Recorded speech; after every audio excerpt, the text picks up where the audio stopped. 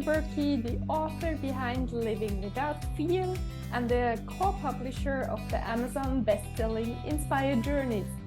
If you're ready to embark on a journey of boundless possibilities, I'm here for you. Do you know someone who could benefit from today's episode? Share this podcast with them. Don't forget to subscribe to my newsletter, join me on YouTube, and if you enjoyed what you heard, leave a short review or rate it on your favorite podcast platform with a lot of stars. Your support means the world to me, and I'm truly grateful for each and every one of you. Thank you. And today I'm so excited to have Ekaterina Kamenskaya with me. She has a PhD and was a successful lead engineer at Google in the recent past. In addition to her job, she led the company's education and diversity and inclusion communities. She taught hard and soft skills courses for Googlers, such as Search Inside Yourself. Ekaterina is also a certified coach and conscious dance teacher and has explored many modalities of personal development and psychology. Today, she helps to increase well-being and fulfillment through workshops in Switzerland and worldwide. She creates space and tools for deep self-awareness, authentic connection, and creative self-expression. She is currently exploring performance art and practicing physical theater to further enhance her approaches.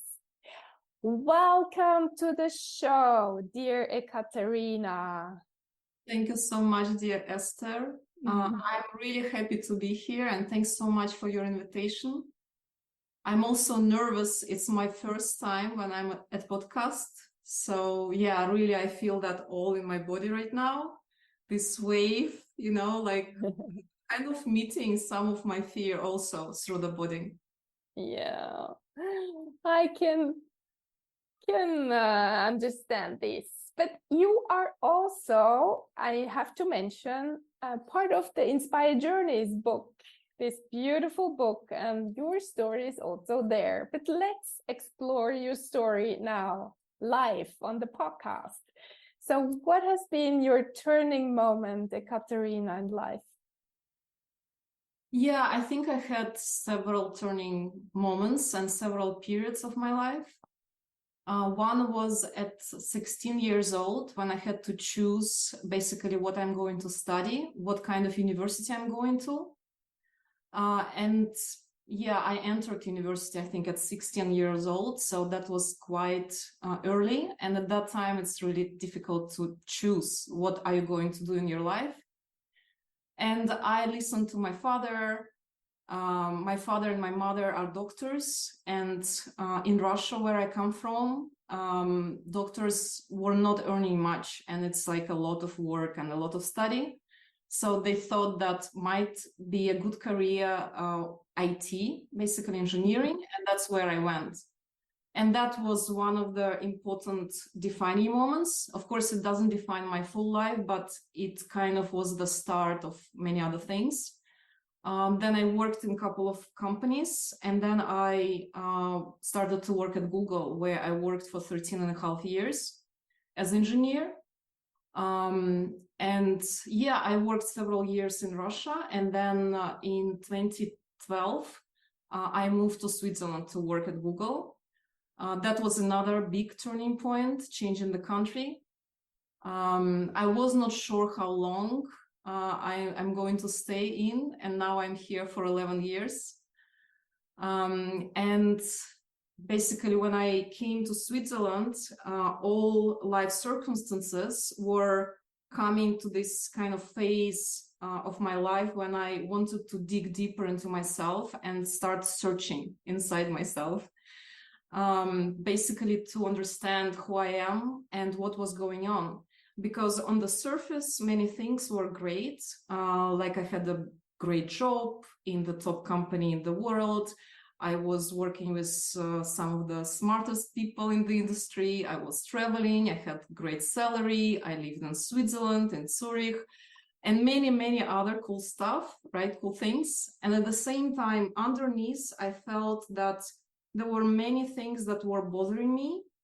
And yeah, definitely there was time to start looking deeper into that. So I was already 30 years old at that time. And that was the start of my journey into deeper search, into self-awareness, into trying to upgrade a little bit what I call mental software, basically our limiting beliefs, our fears, our views on life, and so on. And just to see, who I am and where I want to go in life. And then 2.5 years ago, almost, I left Google. And after that, I went into even more freedom and even more authentic way of being and expressing myself. I had more time to explore myself and also to give something to people, being already outside of Google. And I was giving workshops, especially intensely this year. I started coaching. I was studying coaching in 3 different schools and practicing that. And little by little now, I'm going into the next phase of my life where I'm transitioning from the whole personal development, psychology, searching inside myself thing into more creativity, more art, but potentially physical theater. I'm already performing in some shows, doing performance art, and investigating myself on more subtle levels, let's say, and exploring and expressing myself. And I don't really say goodbye to any other things that I was doing in life. I'm integrating the whole my path, everything that I was going through, including engineering and managing engineering teams and different departments in 3 different IT companies, and publishing a story or publishing a book, doing my PhD. Everything is part of me.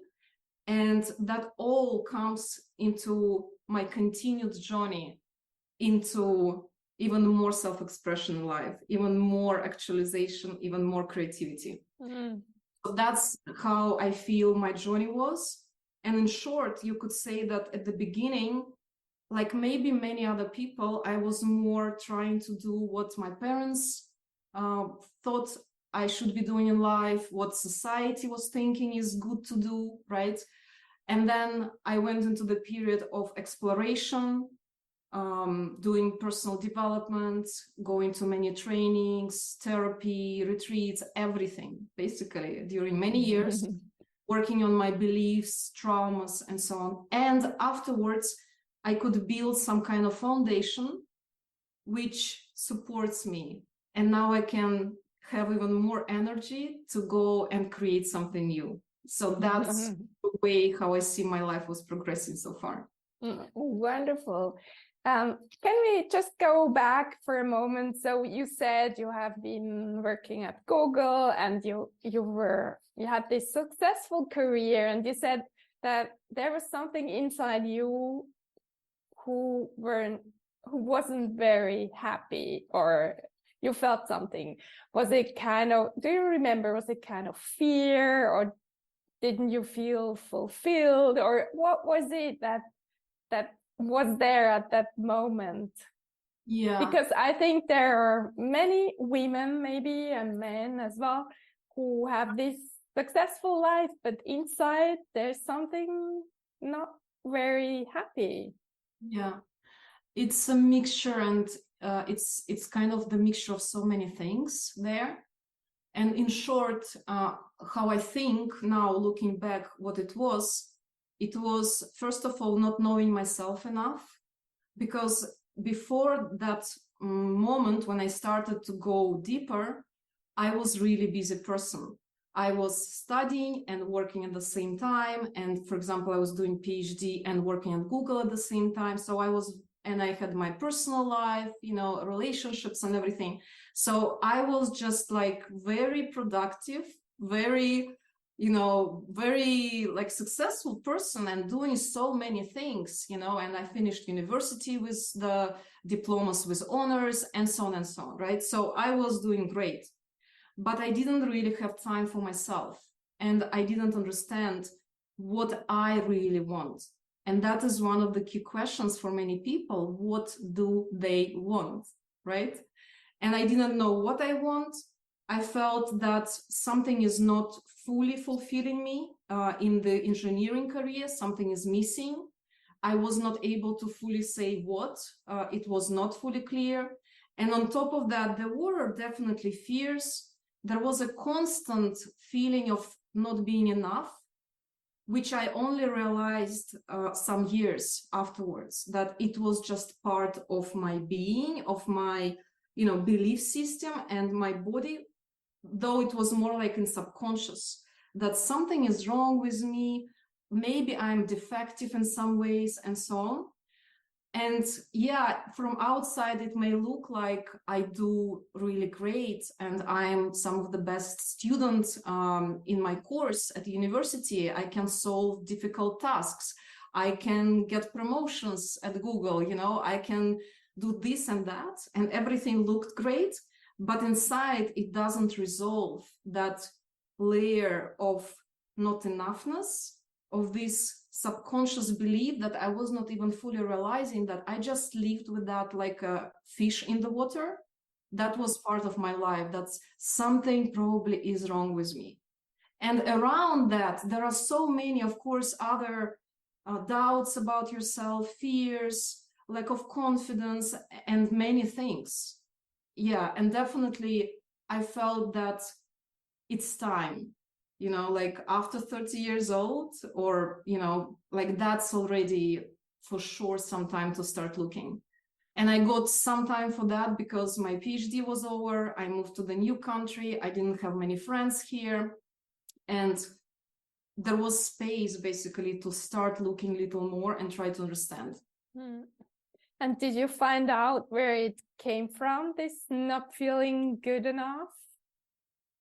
I think it comes from both society and also the way we are, like our upbringing happens. And for example, when parents, maybe they criticize you, I'm talking about me, right? My parents were kind of serious and critical and teaching me often.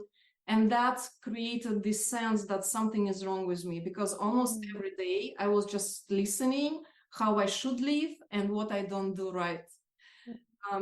And yeah, basically that like little by little creates that feeling that possibly something is wrong. At the same time, my parents were doing it because they lived in a similar environment, I suppose, right? And it's kind of like something that goes from one generation to the other. So we are just bringing it, even though they loved me and they still love me, but it's the way how often we express love in our society by telling like what you should do or where you are wrong and so on, right? Because they care. And that's how they want to support. And it has its negative side as well. And in a way, it's also the way how our culture works, I believe, because in some way, when you convince people that something is wrong with them, it's easier to make them smaller, to make them go and do what, what somebody else wants, to control them, to make them work and earn not so much money, and so on. Basically, I think it's kind of the controlling way of our culture and society. And yeah, I want to see more and more people to actually come into this sense that everything is okay with me, everything is good, and I'm enough, and I can choose what I want, and I can live my life. I don't need to listen to somebody who tells me how to live my life, either it is society or anyone. Do you remember, is there a moment where you suddenly felt I'm enough. I'm good. I'm perfect. It's everything there. Yeah, I guess maybe it was a sequence of these moments, which little by little were entering my life, let's say, right? Through maybe like when I was going to some retreats or trainings, or when I found my community, my tribe of people who were supporting me. And this can be not like your family, it can be your chosen family, for example, right? So these people with whom you can be yourself. And when you start becoming closer to people, you start seeing that you are not the only one who feels that something is wrong with you, that you're defective or some not enoughness, that it's part of generally almost everyone around us. You start seeing how people feel and experience things, and you start understanding that, wow, this pain or suffering or doubts or fears is not only in me, it's just part of us, like is a part of human nature, and that is okay. And when you start accepting that slowly, I think there is more calm and peace about it. And you can then less identify with these fears and see that, okay, I feel that right now in my body, and I just allow this to happen. And there is no need to run from it. There is no need to push it down.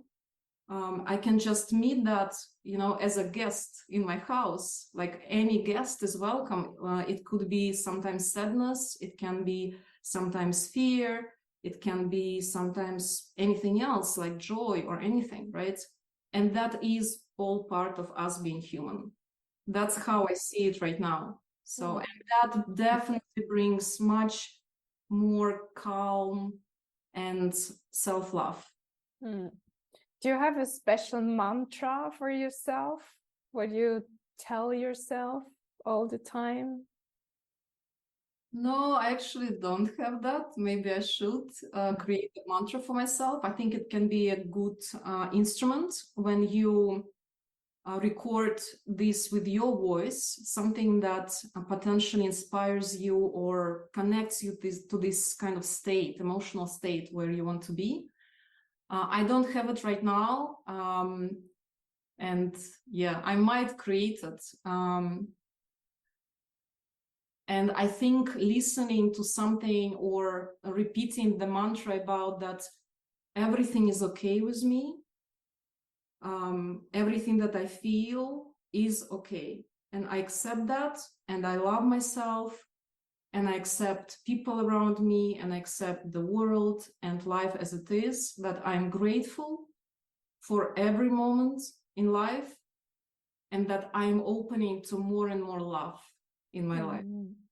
I find it very interesting that all our life, in some way, we all study to love ourselves. And that's kind of some of the biggest challenges for humans, to actually start accepting and loving even just themselves. Absolutely. I totally agree with you, Ekaterina. When I started with the mantra, I'm amazing, that helped me a few years ago. Now I changed it to I'm worthy of love and peace. And this helps so much when I cannot feel it, when I'm blaming myself. So I tell myself I'm worthy of love. And it changes my feelings right on the spot. Yeah. In the past, I just remember when you are saying this now, that some of the types of visualizations or meditations that I was doing for myself was imagining that I'm receiving love from the above. It's like this channel of energy coming to me, or sometimes it can be imagined like a shower, like a rain or shower coming onto me, like from above to my body, and I'm just receiving and fully kind of letting it in, this like energy and this rays or raindrops of love. and I'm just like soaking it in, and I'm being in love with that in my body. Yeah, beautiful. I just got goosebumps when you said that. So you're now doing wonderful workshops. I attended one. It has been so amazing. Why dancing? Why conscious dance? Yeah. And thanks so much for attending, by the way. I enjoyed having you there. And why is that?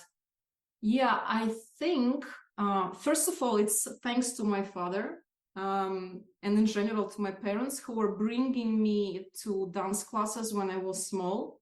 I was dancing for some years, many years ago, different types of dances. And that kind of like just became part of me, even when I stopped doing that, being busy with other things.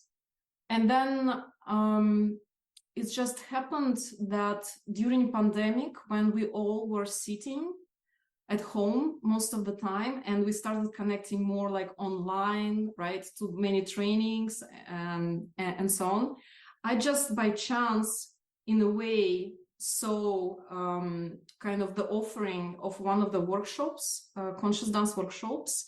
The modality is called Azul by Amara Pagano, and I just went for that because I want movement. I want to feel some health in my body, some aliveness, right? And sitting and being online all the time, also during pandemic, when many of us experience stress, and I was definitely experiencing stress and lack of connection, lack of touch, hug, these physical sensations and everything, right? That was kind of the feeling during that time. And the dance, even though it was happening online, but it was a beautiful solution to start moving, to hear beautiful music, and to connect to beautiful beings. And that was a conscious dance. And that's when I started to look deeper into, what's the connection between our body and mind? How this whole system works, like our body intelligence. Why do we need connecting to our body? I started looking more from perspective of psychology, somatics, and I understood that basically in the body, there is a lot of information. Many emotions, like all emotions, they are physiological sensations and reactions in our body. They are happening in our body. They are spreading different hormones, and there is many kind of reactions happening in the body when we experience something. When we think about something, we also feel something, and that is translated and gets into the body. And then when we feel different tensions in our body, different blockers, right, or pains, that all, in many cases, is just reflection of our blockers and pains, which are psychological and emotional. Right? So there is a definite correlation and connection between this. And that was the moment when I started looking deeper into how can we work with our body to heal ourselves. And also how important it is to feel emotions and to be with emotions and to be with our body, which feels these emotions. And that is a healing experience.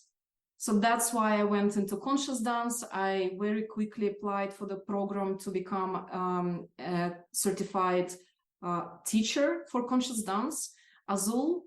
And yeah, in a couple of years, I was certified. And then the previous year, I already started leading some workshops and started doing even more of that this year.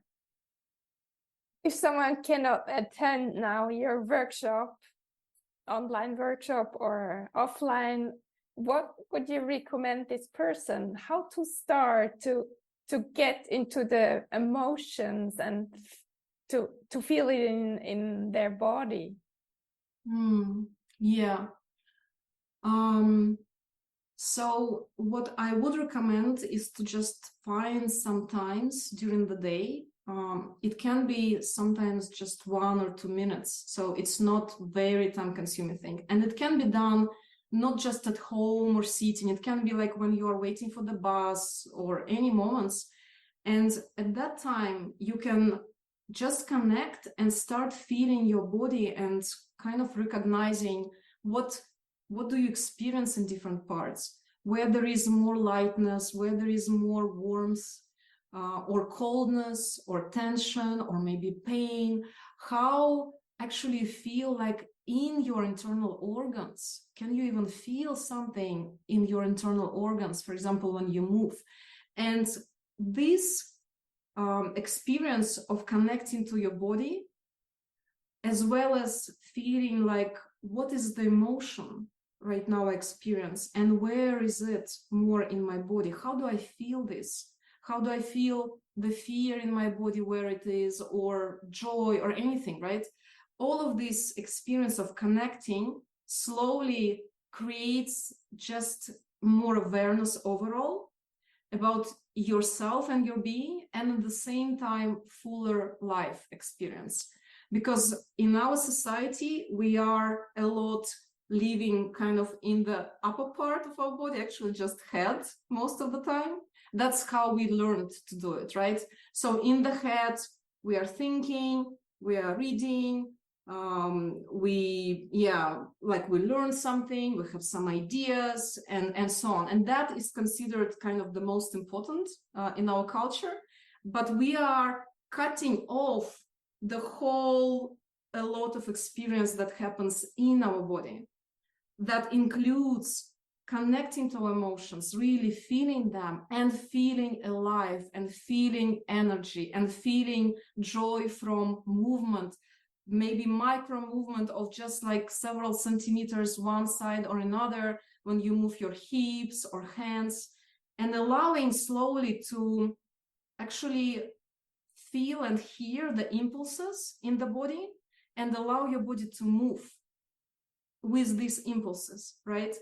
And that is a beautiful process. That is a start. If someone cannot attend some embodiment somatic workshops or conscious dance, the best thing that you can do is just be with yourself for some time every day and connect and ask yourself, what do I feel? What do I experience in my body right now? What are the sensations, emotions? What happens in the parts of my body right now, in my feet, in my knee, in everywhere? And how this whole experience feels when I connect to my body. I think many of our diseases happen from us distracting ourselves, running away, pushing down all these emotions and all these experiences that we feel in the body.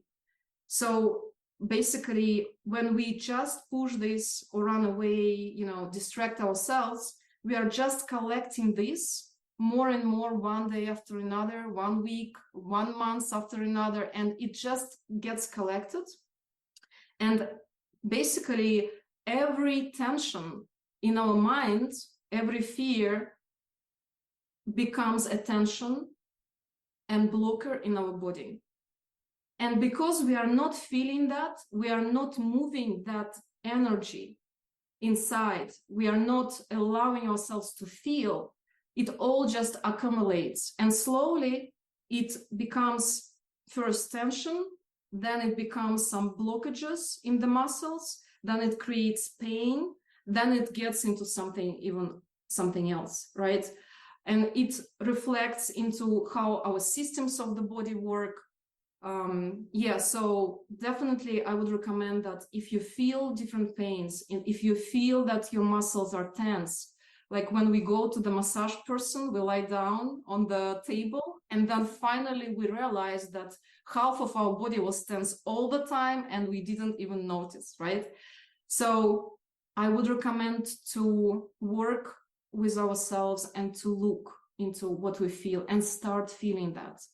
And start recognizing that it's maybe not so scary to feel even painful emotions when we open up to them. It's more the fear of the mind than the fear of our body. Our body actually wants to feel. It wants to connect to the full experience. Otherwise, it just becomes the illness afterwards. Beautifully said. Thank you so much, Ekaterina. Is there something you would like to add at the end? You said so many beautiful things. Yeah, there is like many things that I could more about somatics and creativity and yeah, everything. I would just like to say maybe the last thing. Recently, I heard from one person with whom I go to some physical theater classes that she worked with people who are at their deathbed, basically the last days of their life. And she said that in the last days, people often become much more grateful for every moment of our life, for every experience and for every connection, be it with someone from the family or just someone who cares about them. And that is such a beautiful reminder that I would like just to bring here, that we can experience that love and that preciousness of life and gratitude already today. And the question is how can we experience more of that today, more of this love and acceptance and gratitude? Thank you. Wonderful. Thank you so much, Ekaterina. Thank you so much for bringing me here. And thank you, dear listener, for spending your precious time with us today. And in case you feel worthless and nobody seems to like you, we tell you, you're amazing, we love you, and you are a gift to everyone who crosses your path. And please tell yourself these sentences over and over again. Have an amazing day and talk to you next week.